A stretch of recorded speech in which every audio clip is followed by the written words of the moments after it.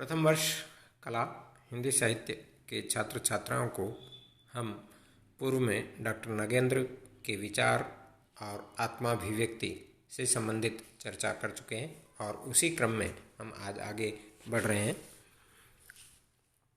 आत्म और अनात्म अर्थात एक तो अद्वैतवाद की ओर बढ़ता है और दूसरा द्वैतवाद अर्थात भौतिकवाद की ओर बढ़ता है।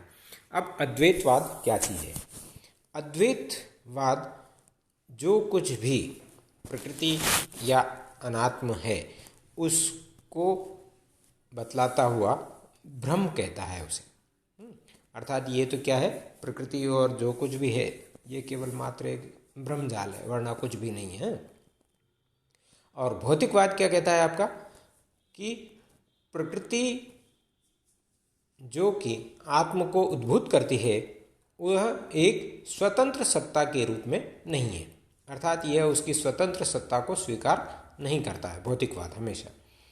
परंतु यदि हम दर्शन की बात को माने, उसके तथ्य को यदि स्वीकार करते हैं तो द्वैत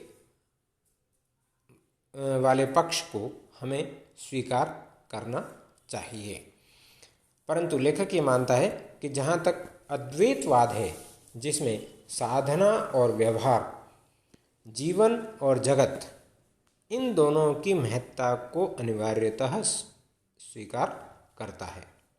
अब यह जो द्वैतवाद है वह जीवन की अनिवार्यता को कैसे स्वीकार करता है, यानी साधना परक भी होता है और व्यवहार की भी बात करता है। और उधर हमारा भौतिकवाद क्या कहता है कि आत्मा चाहे कितना भी हो, भौतिक या अपृथक क्यों न हो, व्यावहारिक जीवन में व्यक्ति और वातावरण के पार्थक्य को तो मानता ही है।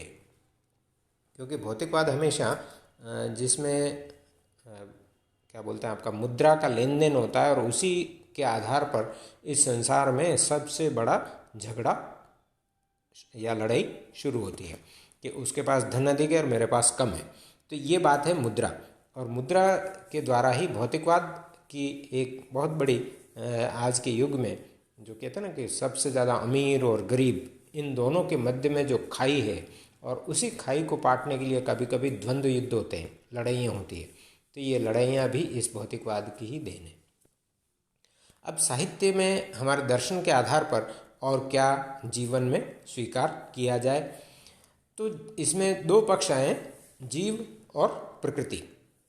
जीव क्या है आपका, एक प्रकार से व्यक्ति, और प्रकृति क्या है, वातावरण।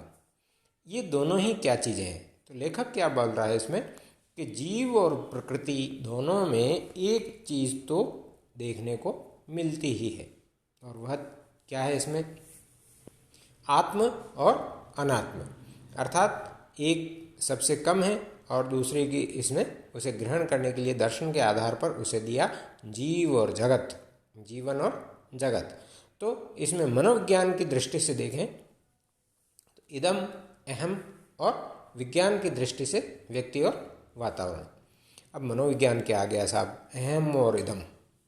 पहले ये दो तत्व समझ लें अपन। मनोविज्ञान कहलाता है मन की बात को संपूर्ण रूप से गुण और दोष के आधार पर उचित और अनुचित का निर्णय करते हुए उसकी बात को कहना, ये हमारा मनोविज्ञान है। अब अहम क्या चीज़ है और इत्थम क्या है, इसको आप अंग्रेजी में तीन शब्द आते हैं, वो बाद में आप कभी मनोविज्ञान पढ़ें तो आएंगे।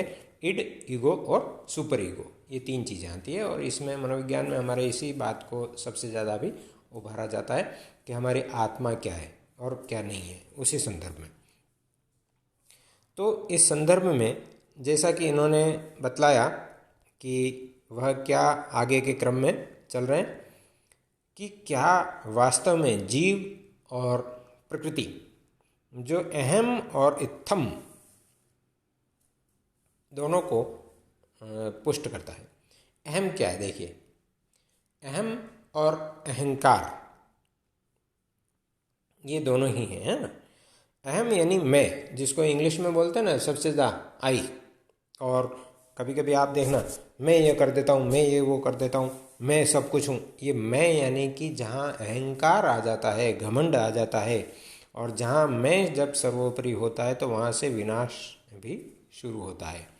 और इसके साथ साथ दूसरा शब्द आया इत्थम, जो कभी कभी आपके अहम को डराता है, दबाता है और उसे रोकता भी है। अब आप देखिए, मैं ऐसा कर दूंगा, एक शब्द लेते हैं हम, इसमें देखिए मैं शब्द आया है ना। अब मैं शब्द जैसे आया और उसके साथ में आपने तो कह दिया, और कुछ पल बाद ही आपका अंतःकरण एक डर के भाव को उत्पन्न करता है। नहीं यार, ऐसा नहीं होना चाहिए, ऐसा करेंगे तो कुछ हानि हो जाएगी। तो वो आपका डर या उसे रोकने का जो ब्रेक है वह यहाँ पर लग गया और उसे रोकने का प्रयास कर दिया।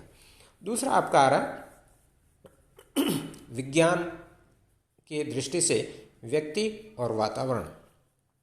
व्यक्ति क्या है? व्यक्ति को हम सीधा रहें कि एक सामाजिक प्राणी है, और वह इस समाज में आने के पश्चात बहुत कुछ सीखता है और बहुत कुछ दूसरों को देता भी है। क्या देता है और क्या लेता है? देखिए, जब बचपन में जब बालक का जन्म लेता है, बच्चा जन्म लेता है, बचपन है उसका, तो वह एक पूरी तरह से कहते हैं कि खाली कागज है। उस पर जो जो भी बाहरी वातावरण के अनुभव या जो जो भी प्रभाव पड़ने वाले कारक हैं, प्रभावित करने वाले कारक हैं, वे उसे प्रभावित करेंगे और प्रभाव पड़ेगा उस पर। जैसे घर के वातावरण में जब छोटा बालक होता है, सब तरफ देखता है कि कोई भी झूठ नहीं बोलता, और मान लो कभी उसने झूठ बोल दिया तो उसको दंड भी मिलता है, तो वो अगली बार सोचेगा कि नहीं, झूठ नहीं बोलना चाहिए, और वह सब तरफ देखता है कि कोई झूठ नहीं बोलता है। तो ये क्या हुआ? उसका एक बिंदु। और वातावरण कौन सा हुआ? सब तरफ परिवार के सदस्य और अन्य व्यक्ति। तो ये चीज़ें इसे प्रभावित करती है और उसी के अनुरूप वह कार्य रूप में अपने विचार को बनाता है, और अपने अहम में अर्थात अपने अंतःकरण में इस चीज़ को भी ठान लेता है कि नहीं, इस प्रकार के विचार हमें लाभदायक नहीं है, लाभदायक केवल मात्र सत्य बात ही है। तो यह एक तत्व रहा। अगला तत्व लेखक बतला रहे हैं कि मनुष्य के इस अस्तित्व में ईश्वर सबसे ज़्यादा प्रमुख है, जो उसकी वस्तु स्थिति को प्रगाढ़ करता है, और उसके पश्चात उसका आता है संस्कार, जो चारों तरफ के वातावरण के आधार पर उसे मिलता है, और वही विचार उसके मन को प्रगाढ़ करते हैं और उचित और अनुचित के बारे में भी उसका वर्णन या उसका विचार के लिए प्रस्तुत करते हैं। धन्यवाद।